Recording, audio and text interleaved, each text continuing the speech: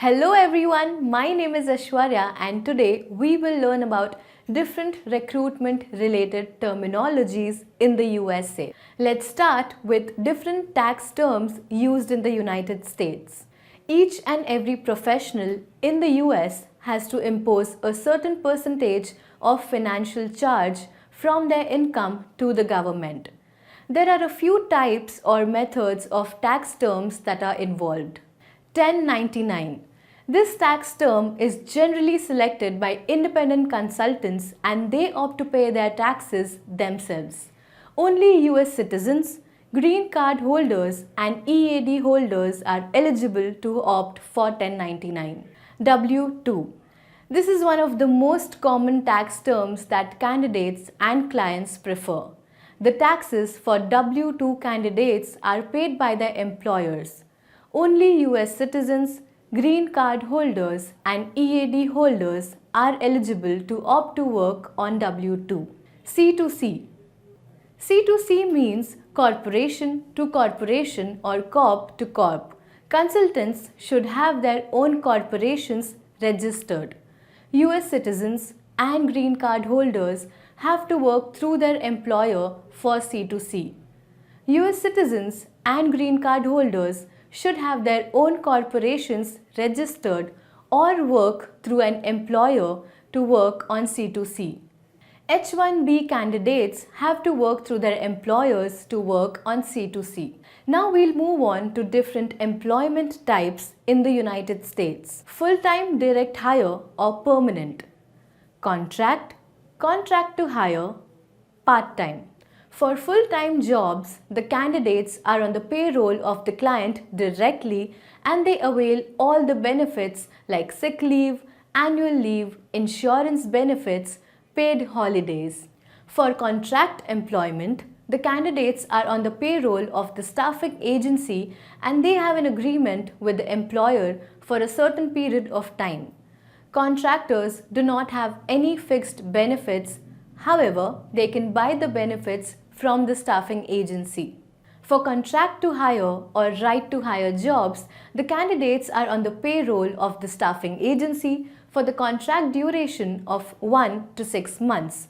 And once the position converts to full-time, the candidates move to the client's payroll. Now we'll discuss the different terminologies related to education in United States. High school diploma or GED. Candidates who complete high school diploma or a GED, which is General Equivalency Diploma. Certification. Completed an organized program of study given by a recognized body or authority in a given subject area. Example, MCSE, Java, CCNA. Vocational. Received training in a special skill to be pursued in a trade. Example, mechanical, electrical or carpentry. Some college coursework completed. Attended college but not graduated. Associate degree. Completed undergraduate studies and earned a 2-year degree at an accredited institute. Bachelor's degree. Completed undergraduate studies and earned a 4-year degree at an accredited institute. Master's degree. Completed post-college graduate studies and earned a master's level degree at an accredited institution. Doctorate. Earned degree, title or rank of doctor from an accredited institute. Professional. Earned a professional degree like law, medical, dental, etc. at an accredited institute.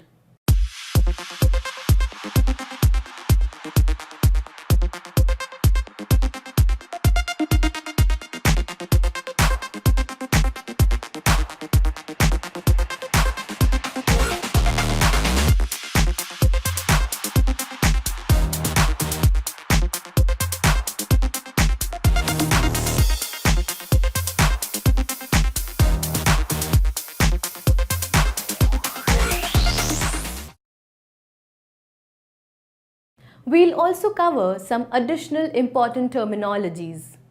I-94, Port of Entry to the United States. I-129, petition for a non-immigrant worker. I-797, H-1B approval notice. It is an approval notice given to the candidate when he applied for a H-1B. I-797A, it is the original approval notice with the I-94 attached. I-797A is issued to people only in the USA currently undergoing a change of status. The A is for change of status approved, which means that the applicant can continue to remain in the USA and work. I-797B is an original approval notice with no I-94 attached. It means that the candidate's petition is approved but the extension of stay is not approved. The candidate will have to go to his home country to get their visa stamped and then re-enter the US. I-797C. It is the copy of the approved petition. This is usually given to the employers for the reference file. EAC. This is the receipt number. This receipt number is used to check the status of the visa. EIN. This is the Employer Identification Number, also known as Federal Tax Identification Number. SSN, Social Security Number, is a 9-digit number issued to US citizens, permanent residents and temporary residents. Its primary purpose is to track individuals for taxation purpose. W9, Taxpayer Identification Number and certification for the independent consultant.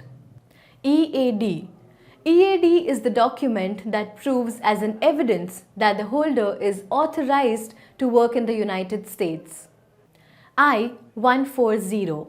Immigrant Worker Petition if you are an employer wishing to sponsor for a foreign national to work in the United States. Security Clearance. A security clearance is a status granted to individuals allowing them access to classified information, state secrets, or to restricted areas after completion of a thorough background check. Types of security clearance. Confidential. This is the simplest security clearance to get.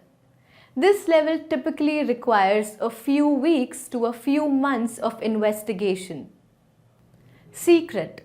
A secret clearance, also known as ordinary secret, requires a few months to years to fully investigate depending on the individual's activities. Top secret. Top secret is more stringent clearance. A top secret or TS clearance is often given as a result of a single scope background investigation